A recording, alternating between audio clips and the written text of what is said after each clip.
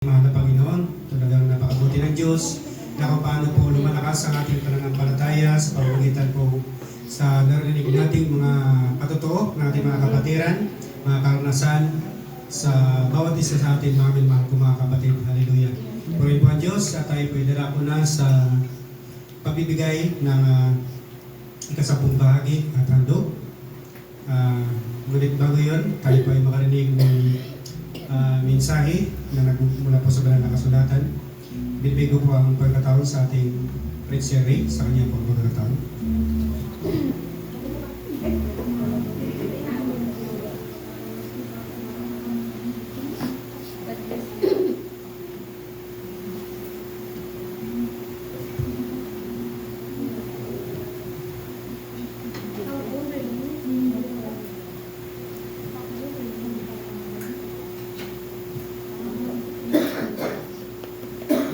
Praise the Lord, hallelujah.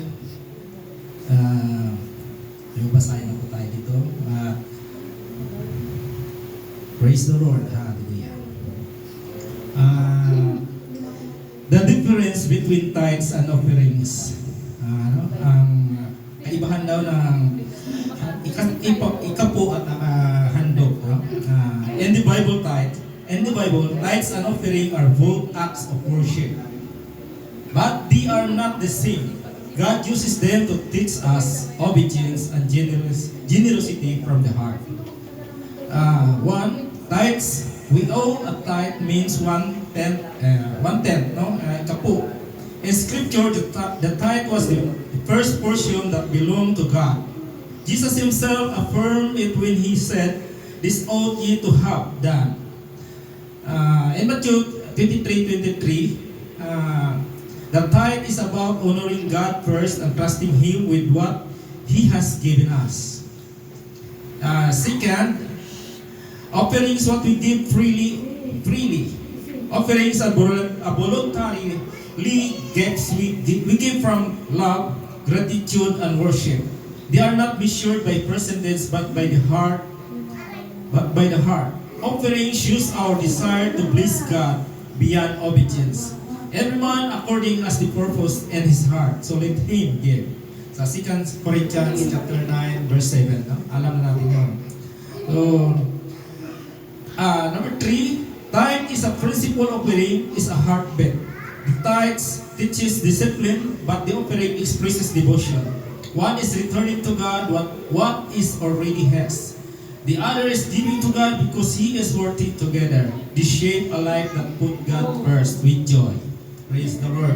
So, ang ikapo mga kapatid ay hindi sa marami kasi nagsasabi na ikapo ay wala na sa bagong tipan. Pero para sa atin mga kapatid, hindi natin yun inisip ang ikapo because we are already blessed by God, no? Kaya ibalik lang natin ang nararapat para sa Panginoon. Huwag natin isipin luma man yun o bagong tipan ang nandyan, mga kapatid. Dahil ito ay dahil sa ating pag-ibig. Dahil we are already blessed. Nagbulol ako. Already blessed by God. So kaya ibalik na natin ang narapat para sa Kanya. Because of love. Hindi nasabi na parang napilitan lang tayo bigay ng ikapo. So, para sa atin maraming nagbatikos about sa tithes. So kaya nga ako, panindigan ko talaga. Hindi ko iniisip ang ikapo. Basta ang akin, magbigay lang ako. Hindi ko isipin na luma man yan o bagong tipan. Basta sa atin ay tayo binigyan ng Panginoon ng proteksyon sa ating mga pamumuhay. Lalo-lalo sa mga negosyo o anumang mga trabaho. Ganun nga mga kapatid. Dahil hindi lang, kahit sabihin natin na ang mga kautusan ay sa pamagitan ng pag-ibig. So, ang 10 utos ngayon ay pinalitan ng dalawa na lang utos. Love your neighbor as love yourself and love God above all. Yun nga mga kapatid. Kaya nga kung tayo may pagmamahal sa Diyos, ganun din sa ikapo, ibalik natin ang para sa Kanya. At sa offering naman mga kapatid, ay ito ay para sa pag-offer natin sa ating Panginoon na para gamitin sa church o ano pa mga bagay na para sa church. So kaya nga, may bagong offering, magbigay tayo, yung para kung para sa ating puso na wala tayong pag-ilinlangan na magbigay. Kaya, gano'n nga mga kapatid, tested ko na yan noon pa, na ang tithes ay nabibigay talaga ako. So, gano'n nga, ang buhay mo, malayo pa sa sakit, gano'n, protection ng Panginoon nandyan. Ang offering ay ang blessings sa Panginoon na babalik sa atin siksiklikli. Kaya nga gano'n nga mga kapatid, ang kaibahan nun. Pero it is an act of worship. Ay ito ay ng pananampalataya natin sa Panginoon. So huwag nating isipin na itong bagay na ito, kung ano man sinasabi na sa tagalabas, lumang tipan o bagong tipan, basta sa atin ay para sa Panginoon. Iyon lang po at salamat. To God to be all the glory. In Jesus' name. Praise the Lord.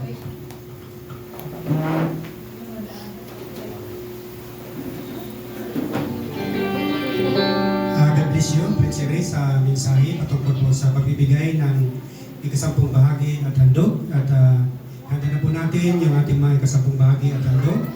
Ibigay po natin ito ng masaya, may galak sa ating puso, sapagkat iniibig po ng Diyos ang nagbibigay na masaya. Binibig ko po pagkataon sa mga awit sa ating Sister Pia sa kanyang pong pagkataon.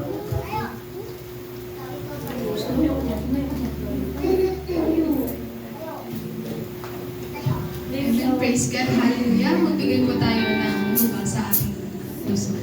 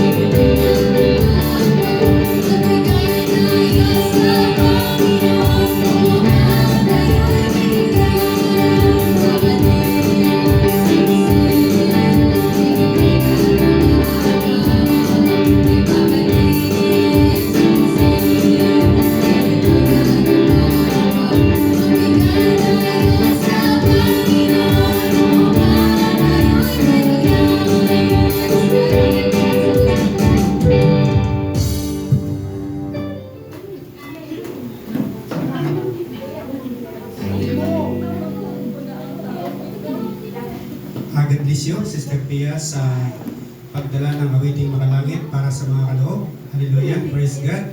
At binibig ko po ang panalangin sa mga kaloob sa ating Brother Mark sa kanyang pagkakataon.